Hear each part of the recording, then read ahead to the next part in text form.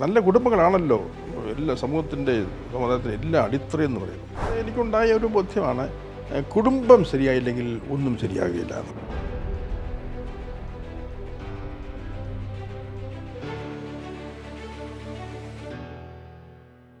പിതാവ് മേൽപ്പെട്ട ശുശ്രൂഷയിൽ 22 വർഷങ്ങൾ ഇപ്പോൾ പൂർത്തിയാവുകയാണ്.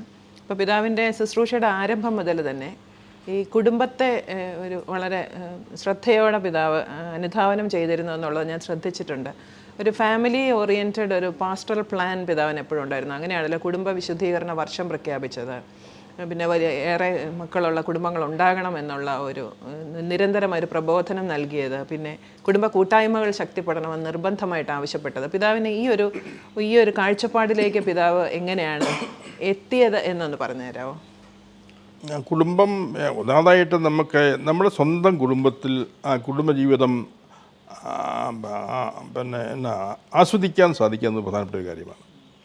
സ്വന്തം കുടുംബത്തിൽ അത് സമ്പത്തിൻ്റെ സമൃദ്ധി കൊണ്ടൊന്നുമല്ല ആസ്വാദനം ഉണ്ടാകുന്നത്. പക്ഷേ കുടുംബത്തിൻ്റെ ജീവിതം, സ്നേഹം, കൂട്ടായ്മ, പങ്കുവയ്ക്കൽ മനോഭാവം, ഇതൊക്കെ കുടുംബത്തിൽ നമുക്ക് കിട്ടുന്ന വലിയ മൂല്യങ്ങളാണ്. അപ്പം വീട്ടിലായിരിക്കുക, പുറത്തെവിടെ പോയാലും എത്രയും വീട്ടിൽ വരിക, ആ വീട്ടുകാരെ കാണുക, മാതാപിതാക്കന്മാരുടെ കൂടെ ആയിരിക്കുക, ഇങ്ങനെയൊക്കെയുള്ള കുടുംബ അനുഭവം അത് പിന്നെ ഓരോ വ്യക്തിക്കും കിട്ടേണ്ട ഒരു കാര്യമാണ്. ഓരോ കുഞ്ഞിനും കിട്ടേണ്ട ഒരു കാര്യമാണ് ആ കുടുംബ അനുഭവം, കുടുംബത്തിൻ്റെ ആ സ്നേഹം. അതുകൊണ്ടാണല്ലോ ദൈവം തന്നെ ഇങ്ങനെ പ്ലാൻ ചെയ്തിരിക്കുന്നത്. ഏറ്റവും ദീർഘമായ കാലഘട്ടം മാതാപിതാക്കളുടെ കൂടെ മാതാക്കളെ ആശ്രയിച്ച് കഴിയേണ്ടി വരുന്ന അവസ്ഥയാണ് മനുഷ്യനുള്ളത്. വേറെ ഒരു ജീവിതത്തിൽ ജീവിക്കും അങ്ങനെയില്ല. അവർ പെട്ടെന്ന് സ്വതന്ത്രമായി മാറുന്നു. പക്ഷേ മനുഷ്യരങ്ങനെയല്ല. അപ്പം കുടുംബത്തിൻ്റെ ആ സ്നേഹം, ദൃഢബന്ധം, മാതാപിതാക്കളും മക്കളും തമ്മിലുള്ള ദൃഢബന്ധം, സഹോദര ബന്ധം, ഇതൊക്കെ ഇങ്ങനെയുള്ള ഒരു കുടുംബത്തിൻ്റെ ആ ഒരു ദൃഢത, ഐക്യം, സ്നേഹം, കൂട്ടായ്മ, അത് ഇന്ന് ഒത്തിരി ശിഥിലമായി തീരുന്നുണ്ട്. ആ ദാമ്പത്യ ബന്ധത്തിലുണ്ടാകുന്ന തകർച്ച, കുടുംബത്തിൽ മക്കൾക്കാണെങ്കിലും ഒരു സ്നേഹം അനുഭവിക്കാൻ സാധിക്കാതെ വരിക, ഒരു സുരക്ഷിതത്വ ബോധമില്ലാതെ വരിക, അങ്ങനെയൊക്കെ ഒത്തിരി കാര്യങ്ങളുണ്ട്. അപ്പം അങ്ങനെയുള്ള ഇനി നല്ല കുടുംബങ്ങളാണല്ലോ എല്ലാ സമുദായത്തിൻ്റെ എല്ലാ അടിത്തറയെന്ന് പറയുന്നത്. അതുകൊണ്ട് എനിക്ക് എപ്പോഴും എനിക്ക് ബോധ്യമുണ്ട്, എനിക്കുണ്ടായ ഒരു ബോധ്യമാണ്, കുടുംബം ശരിയായില്ലെങ്കിൽ ഒന്നും ശരിയാകുകയില്ല എന്നുള്ളത്. അപ്പം ഏറ്റവും പ്രധാനപ്പെട്ട ആ കുടുംബത്തിൻ്റെ സുസ്ഥിരതയും അതിൻ്റെ അടിത്തറയുമാണ് ഏറ്റവും പ്രധാനപ്പെട്ടത്. അതുകൊണ്ടാണ് ഞാൻ എൻ്റെ പൗരോഹിത്യ ജീവിതത്തിലെ കുടുംബങ്ങളുമായിട്ട് എപ്പോഴും നല്ല ബന്ധം പുലർത്താൻ ശ്രദ്ധിച്ചിട്ടുണ്ട്. ഞാൻ ആദ്യം അസ്ഥേന്ത്യയായിട്ട് നിയോഗിക്കപ്പെട്ടത് കനികരിയിലാണ്, പിന്നെ പുളുങ്കുന്നിലാണ്. ഞാൻ എനിക്ക് ആദ്യം ഞാൻ ചെയ്ത കാര്യം, രണ്ടിടത്ത് ഞാൻ അസ്ഥേന്ത്യയായിരുന്നെങ്കിൽ തന്നെ ഞാൻ ചെയ്ത കാര്യം എല്ലാ കുടുംബങ്ങളിലും പോവുകയും കുടുംബങ്ങളുടെ വിവരങ്ങൾ ശേഖരിക്കുകയും ചെയ്യാന്നുള്ളതായിരുന്നു. കാരണം ഒരു അജപാലകൻ ആരൊക്കെ വേണ്ടിയാണോ നിയോഗിക്കപ്പെട്ടിരിക്കുന്നത് ആ ജനത്തെ അറിയണമല്ലോ. അതുകൊണ്ട് അവരെ അറിയാൻ ഓരോ വീട്ടിലേക്കും പോയി ആ അവിടെ സർവേ പോലെ ഞാൻ എടുത്തു, രേഖപ്പെടുത്തി. അന്നൊന്നും ഇങ്ങനെയുള്ള സർവേ രീതികളൊന്നും ഇല്ല.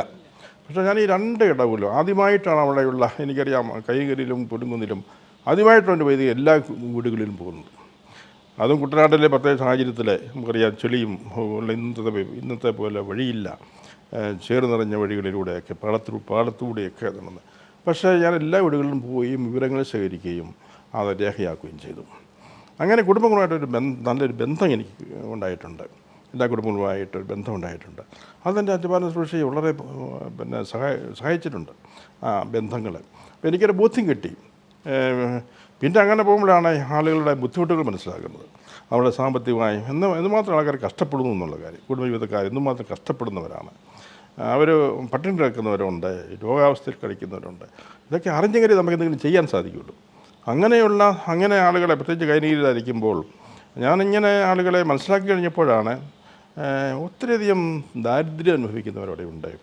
പ്രത്യേകിച്ച് ഒത്തിരി പേര് ഇങ്ങനെ മത്സ്യത്തൊഴിലാളികളൊക്കെ സാധാരണ മീൻ പിടിച്ചൊക്കെ പോകുന്നു. പക്ഷേ അവർക്ക് വേണ്ടത്ര ഒരു ഫലം കിട്ടുന്നില്ല. അങ്ങനെ ഒരു സാഹചര്യത്തിൽ ഞാൻ അവർക്ക് വേണ്ടി ചില പ്രോജക്റ്റ് എൻ്റെ മനസ്സിൽ ഉദിച്ച കാര്യങ്ങളാണ്. പ്രോജക്റ്റ് ഒക്കെ തയ്യാറാക്കി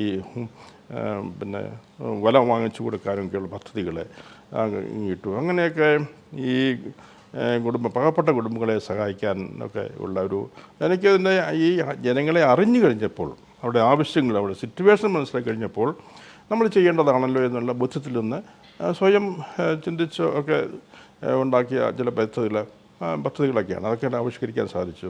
മാത്രമല്ല എനിക്ക് അവിടെ നിന്ന് നല്ല സപ്പോർട്ട് കിട്ടുകയും ചെയ്തു. ഞാൻ പ്രത്യേകിച്ച് സൺഡേ സ്കൂൾ അധ്യാപകരുടെ. പിന്നെ എനിക്കൊരു സോഷ്യൽ സാമൂഹ്യ തലത്തിലുള്ള ഒരു ആഭിമുഖ്യം ഉണ്ടാകാൻ ഒരു കാരണമുണ്ട്. ഞാൻ കനിയിലായിരിക്കുമ്പോൾ അവിടുത്തെ കനിയക്കാരനായ ഒരച്ഛൻ, നമ്മുടെ കളത്തിലച്ഛൻ, ചെറിയക്കച്ഛൻ എന്നോട് ചോദിച്ചു, ഞാൻ ഒരു സെമിനാറുണ്ടാകും ഇവിടെ വരുന്നു എന്ന് ചോദിച്ചു. അത് ആലുവയിലാണ്. അത് സോഷ്യൽ അവയർനെസ് സെമിനാറാണ്. ചോദിച്ചു. ഞാൻ ശരി എന്നാൽ പോയേക്കാം. പിന്നെ പോയി. ഒരാഴ്ചത്തെ സെമിനാറായിരുന്നു. എന്നെ കണ്ണ് തുറപ്പിച്ചൊരു സെമിനാറാണത്. ഒന്ന് സോഷ്യൽ അവയർനെസ്. അത് എങ്ങനെയാണ്, അത് എനിക്കൊരു ഉൾക്കാഴ്ച കിട്ടി. അതുകൊണ്ട് കാരണം അത് മുമ്പ് സെമിനാരിൽ ഒന്നും കിട്ടാത്ത ഒരു ഉൾക്കാഴ്ച ആ സെമിനാറിലൂടെ എനിക്ക് കിട്ടിയിട്ടുണ്ട്. ഒരു സാമൂഹിക പ്രതിബദ്ധത അതാവശ്യമാണ്. ആ സെമിനാറിൽ സംബന്ധിച്ചതിന് ശേഷം ഞാൻ പുതിയൊരു ബോധ്യത്തോടുകൂടിയാണ് തിരിച്ചു വരുന്നത്. അത് കഴിഞ്ഞ് ആ ബോധ്യം എൻ്റെ ഇടവക്കാർക്ക് പകർന്നു കൊടുക്കാൻ വേണ്ടി ഞാൻ അവിടെ അതിൻ്റെ ഒരു മിനി സെമിനാർ നടത്തി.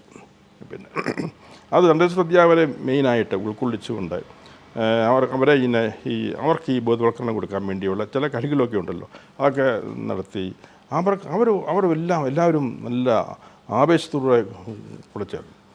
അങ്ങനെ അവരെ കൊണ്ടാണ് അവിടെ ഈ പ്രോജക്റ്റ് എന്നൊക്കെ എനിക്ക് ചെയ്യാൻ സാധിച്ചത്. അവരിലൂടെയാണ്. അങ്ങനെയൊക്കെയാണ് ഈ സാമൂഹ്യ തലത്തിൽ സാധാരണക്കാരുടെ, പ്രത്യേകിച്ച് ബുദ്ധിമുട്ട് അനുഭവിക്കുന്നവരുടെ, പ്രത്യേകിച്ച് തൊഴിൽ മേഖലയിലായിരിക്കുന്നവരുടെ അവരോടൊക്കെയുള്ളൊരു ബന്ധം ഒക്കെ പിന്നെ വളരെ ഉണ്ടാകാനിടയായത് ഈ സാഹചര്യത്തിലാണ്.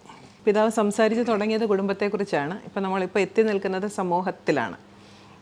സമൂഹത്തിലെ ഏറ്റവും ചെറിയ യൂണിറ്റാണ് കുടുംബം. പിതാവ് പറഞ്ഞ പോലെ കുടുംബം നന്നായാലേ സമൂഹം നന്നാവുകയുള്ളൂ. അന്നത്തെ ആ ഒരു കുടുംബ സന്ദർശനമൊക്കെ ഈ മേൽപ്പെട്ട ശുശ്രൂഷയുടെ തിരക്കുകൾക്കിടയിലും പിതാവ് തുടരുന്നു. എല്ലാ ഞായറാഴ്ചയും അതിനെ മാറ്റിവെക്കുന്നു എന്നുള്ളത് ഞങ്ങൾക്കറിയാം.